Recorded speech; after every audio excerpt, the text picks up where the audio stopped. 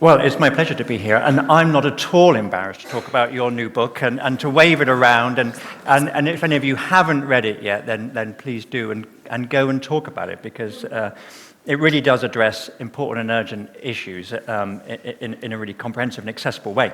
But yes, I'm a philosopher. Any other philosophers in the house? I am the only philosopher. I'm a philosopher. You're an economist. Our interests have come together. So I wanted to talk about that first. So as you mentioned, I wrote a book 2012 called Immortality, where I asked, can we live forever? And I answered no, and talked about how we can come to terms with mortality. And then last year I wrote a book, Should We Choose to Live Forever?, which I answered no.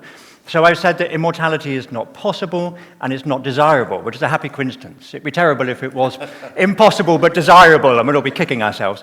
But I don't think it's either. And because of that, my critics call me a deathist. They think I'm pro-death. Death doesn't care whether you're for or against. He'll come knocking on your door either way. But I'm not a deathist. I'm pro-life. I love life. I want to keep going for as long as possible. And there's a huge difference between the philosophical debates about the desirability of eternity, if you like, and any finite amount of time. You know, you can live for 1,000,000 years perfectly happily and still think living forever is a terrible idea. So the question that I now want to address, having thought, okay, we shouldn't live forever, we can't live forever, well, how long should we live? Yeah. What does it mean to live a longer life of meaning and purpose? And that's where I think our interests coincide, because suddenly this age-old philosophical question of how to live a longer life of meaning and purpose is an urgent one, because we are living longer, and there is the possibility of breakthroughs that will make it much longer. And Andrew, in your excellent book, you say we can live longer lives of meaning and purpose, but things will have to change. Yeah, absolutely. And you know, you start with that really difficult problem, sort of asymptotically, would we want to live forever? I'm sort of starting from where we are now, and what's happening at the moment is the majority. So something remarkable has happened in human history. Average life expectancy globally is now over 70. Globally, not rich countries, globally. And that just means that a child born today in the world can expect to become old. And that's a remarkable, remarkable change. Because, of course, there's always been old people, and old people were always young. It's just that most of the young didn't live long enough to become old. And that changes our whole framework. We've got to invest much, much more in our future. And you know, it's a very simple observation, which is that when only a 10% chance of making it to 90, you're not going to structure society, you're not going to structure your life, you're not going to structure the health system to say, we've got to make sure people in their 90s are healthy, active and engaged.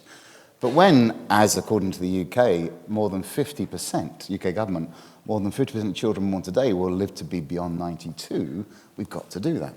And I think, you answered the question of how long do you want to live? I can't give you a number, but if life is in pain, and if I'm not in good health and I don't have options and I feel excluded, then I don't want to carry on living. So the question is, how do we adapt to what is now a remarkable fact that most of the life expectancy gains that are happening are not about your chances of going from 0 to 80, but from 70 to 90 or 70 to 100. And we've got a system that's doing remarkably well. A health system, for instance, keeping us alive for longer, is not keeping us healthier for longer. We've got a pensions crisis. Why? Because we don't know how to be productive for long enough. And I think what's so interesting, you talked about the sort of the allure of living forever, and I kind of agree with your views on that, but that's a debate for another day. But in economics, we talk about an aging society. And I don't know how many of you sort of punch the air with enthusiasm when you hear the word an aging society. No one does. But it's one of the most remarkable achievements. But we say, we've got a health crisis, we've got a pensions crisis. We just need to invest to make life better. But I want to push at the profundity of the shift. So, everyone here knows that there was a doubling of life expectancy in the 19th and 20th century. And optimists say, well, we've doubled life expectancy once and we coped. It was fine. So we can double it again and we'll cope and it'll be fine. And I think they're underestimating the profundity of the shift. And the reason is because, as you all know, infant mortality was very high throughout all of human history. Well, if average age is 40 and half of people are dying before 5, how old are the other half living? Yeah. They're living into their 70s. Yeah. You know, last night I was having dinner in King's College, Cambridge. I was surrounded by portraits of all these old dudes Yeah. looking down on me since the founding in 1441. You know, many lived into their 70s, even their 80s.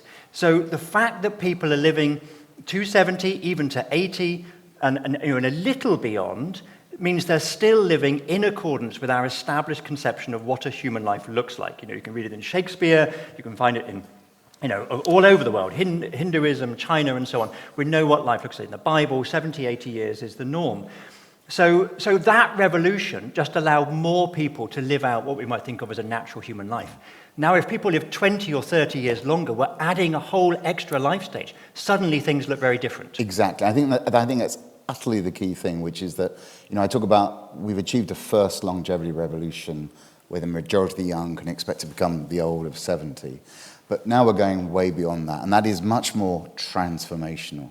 Now, life expectancy increases are slowing down, but it's all now about the chances of going from 70 to 90. And I think what's interesting about that is that if you think, you know, and I'll pick up on what you were saying, extending life expectancy from 0 to 70, we sort of know how to deal with it broadly. And particularly, you know, when you raise life expectancy, so more and more people are living to their 40s, 50s, and 60s, they're years of reasonably good health. They're years where we're reasonably productive. But as we start to push it now to 80 or 90, we're now going to years where we're not productive, so pensions crisis. We're not healthy, so we have the chronic disease problem we've got. And that's what we have to adapt and adjust to. I mean, we never had to do it before because so few people would live that long. But now when the majority do, we have to change. So people living to 100, is that an extra life stage that we're bolting on? Or is it an expanding of all of the life stages? Or do we need to throw out our idea of current life stages and start from scratch? Well, yeah, I'll go for we've got to throw it out. And I think, you know, what's great about the way you phrased it, this is really about time. You know, an aging society, we're very negative about an aging society. And I think there's a whole bunch of reasons for that. I think the first is, you know, you're the philosopher of death, but you know, for most of human history, Someone's got to do it. For most of human history, death has sort of been spread across our life. But the reason we're seeing these gains to life expectancy is death is now much more concentrated at older ages. So we used to celebrate old age because you kind of jumped through all these hurdles and it was like you're quite rare, unique, and that's great. But now the majority of people get to old age. So I think we associate old age with death and decline much more perhaps than we've ever done before.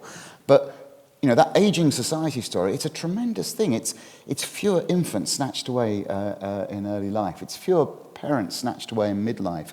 More grandparents meeting grandchildren. We go, shit, aging society. And I think that's because we think of aging society, old, very old, end of life, which is a weird sort of logical sequence. What it really is time. And we've got more time. I don't know anyone who says, I don't want more time. I mean, of course, you want to make sure that time is spent in good health, with options and engagement, and you're not bored. But it's about having more time. And once you see that, I think you start realizing we've got to redesign life. Now, that sounds a very grandiose statement, but I will say, you know, 20th century, we invented teenagers and pensioners. You know, they literally didn't exist beforehand. My father was born in 1925, was never a teenager. He was at work at 14. I think New Yorker uses the word teenager in 1937 or something. So, you know, we've already redesigned life. We need to do it again. And I think that's about all of life. It's about younger people behaving differently because they've got more time ahead of them. It's about doing things differently in midlife because you've got more time ahead of you. But also it's about changing how we age, not just health-wise or biological-wise, but in terms of behavior. Because, you know, I'm 59, I've got to act differently from my father at 59 and my grandfather at 59, because I've got to just kind of renew myself a bit more. I've got to avoid getting bored. I've got to make sure I don't lose touch with what's contemporary. So I think that is a reinvention of lots of stages and a redesign. And to push again at the profundity of this change, I mean, one of the key points in the book is the kind of technological innovations that will allow us to live longer are not enough for us to live longer well. Totally. And yes, we need to make economic and social changes and so on, but underlying all of that has to be a shift in the narrative, a kind of ideological shift. Yeah. What does that look like? You use different terms, longevity imperative, evergreen society. What is that new framing? Yeah. So I'll give my answer. I'm not sure I've got a good answer, but I do think we've got really messed up about the word aging. So first of all, we're negative, and I think I mentioned the Irish proverb, don't be frightened, don't be frightened of getting old because it's better than the alternatives. We've got to be more positive, and I think we've medicalized old age, so we see it only in terms of decline. And that's a really, really big problem. And it's also, I think, partly to do with the success of the health system in keeping us alive for longer. When the Elizabethan Poor Laws were introduced back in the early 1500s, the Elizabethan Poor Laws were introduced to look after the poor and the old. But there was no measure of chronological age in Elizabethan society. There wasn't record keeping, people weren't that numerate. And the old were deemed those who'd been around a long time and couldn't look after themselves. If you've been around a long time and you could look after yourself, you weren't old. And I sort of think we've got this chronological concept of age, which is frustrating, because if you think about aging, there's biological age, how biologically am I aging, and there's also how many more years I've got to go, which kind of gets lost. But I think the really big problem we've got with aging, we're negative, we think of aging as end of life, and we sort of think aging is an event. And I had loads of examples. I was giving a talk to some Chinese MBA students last year, and I was showing this China's demographics, which are extraordinary. It's fallen the population from 1.4 billion to 1 billion. 45% of the population will be aged over 65 in 35 years' time. And I said to this bunch of Chinese MBA students in their late 20s, early 30s, how do you feel about this? They said, it's terrible, it's a big problem. All these old people. They're going to get ill, they need a pension. And I said, who are these old people? They said, what do you mean? They're all these people aged over 65. I said, no, they're you. Whenever you look at these demographic projections of what's happening in the future, no one ever says, oh, that's me. It's like, oh, they're just old people. And I think, we turned aging into an event. You get old at 65. But whether it's biological or other factors, aging is a process. And what's interesting about that, it means it starts early. And also, it's malleable. And we know it's malleable. We've been talking about inequalities this morning.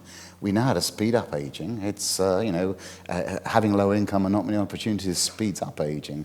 We're working on how to slow it down biologically, but there's lots of ways we can do it. And somehow getting that sense that aging is a process, it's not to do with chronological age, and it's malleable, I think is really important. Those are important points, but of course the negative framing of aging is very multidimensional. Worries about health are one of them, economic worries is another. But another common one is overpopulation.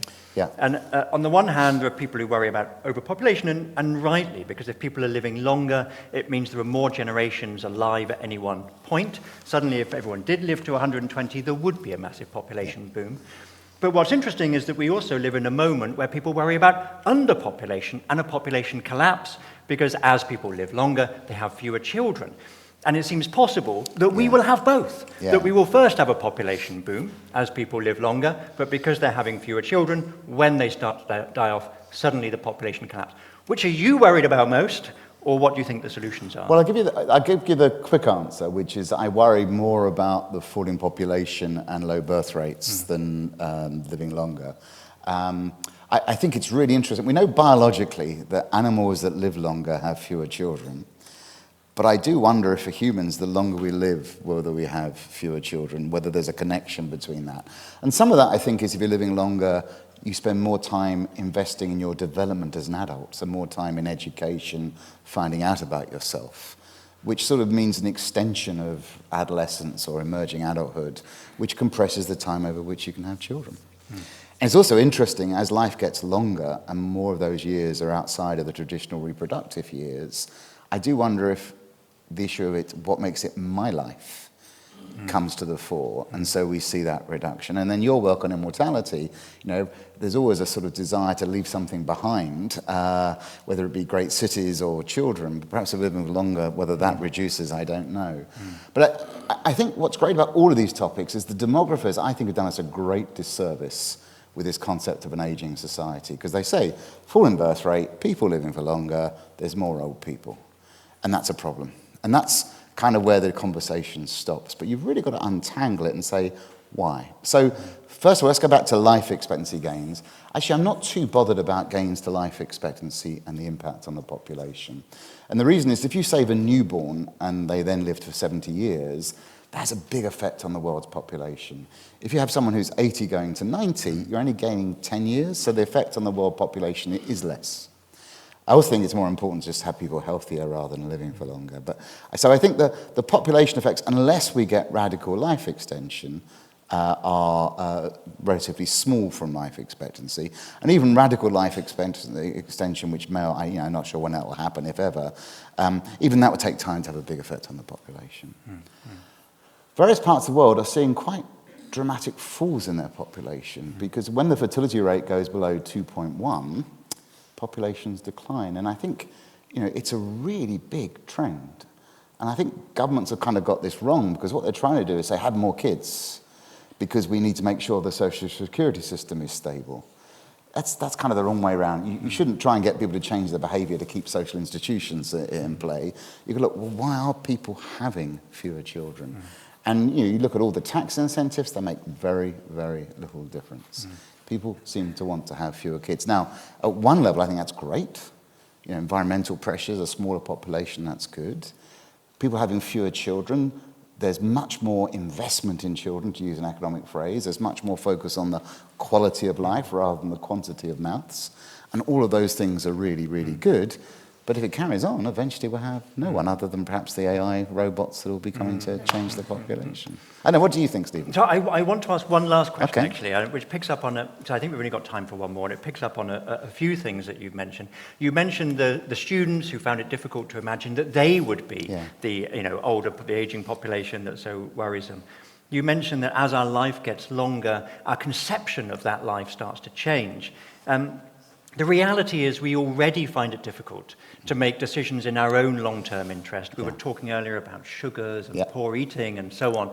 We've all been there and had the pudding we shouldn't have. How are we going to cope when our lives are even longer? And maybe you can tie this to another key concept in your book, that of longevity literacy. Yeah. So I think, again, this is why sometimes I hope we don't get too radical life extension soon, because there's so many things we've got to adapt to. By the way, if you live forever, I think you can treat every moment as just you can be in the moment, because it's just going to go on forever. But finite life is more complicated. We've got to learn to become more long-term in our thinking and more patient in our thinking. That's not easy. That's really, really difficult. So how do you do it? Well, we already know that actually people with more education tend to be more long-term in their thinking. So I think there is a role of longevity literacy here. And for me, it's striking that people don't grab this concept of how long they're likely to live for. And there's lots of reasons why that's the case. But if we're going to change how we age, you've got to recognize that you are likely to live longer than your parents. And just the longevity literacy of the group here, these are just UK government numbers. But they say that 50% of children born today will live to be 93. And the UK is not particularly good at life expectancy. A child born today will see the year 2117. I mean, that's extraordinary. That's half the newborns today live that long. 20% can be expected to make to 100, and 10% to 103. So we've really got to take that long-term view. How do we do it? I do think part of it is longevity literacy. I think it's one of the reasons we set this group up as well. I think the challenge is, how do you get different ages interested in it? And we'll talk about the blue zones later and Dan Bootner, which is really interesting because a lot of people get very interested in that. But how do we get younger people interested in this topic? I think they are, actually. I think they're beginning to recognize they have a longer term and they're more involved in health. But I don't have any simple solution, because this is a really radical change in humanity. I've spent too many years in business schools. I'm always really nervous of a business school professor who says we live in a time of unparalleled change, because by and large it's nonsense. But this is something really different. For the first time ever, the young can expect to become the very old. We've got to change how we age. And as you said, Stephen, when life expectancy went from 30 to 70, it was not really changing how we age. It was something that for the majority would now experience. But when 50% of kids can expect to live into their 10th decade, that's changing how we age. That is a very, very radical change in human history. It's take a long while to change. Yeah, challenging times, but exciting times. So much to talk about, but we're out of time. Of course, if you're interested, then read Andrew's book, and there's so much more work still to be done. Thank you very much, Steve. Pleasure talking to you.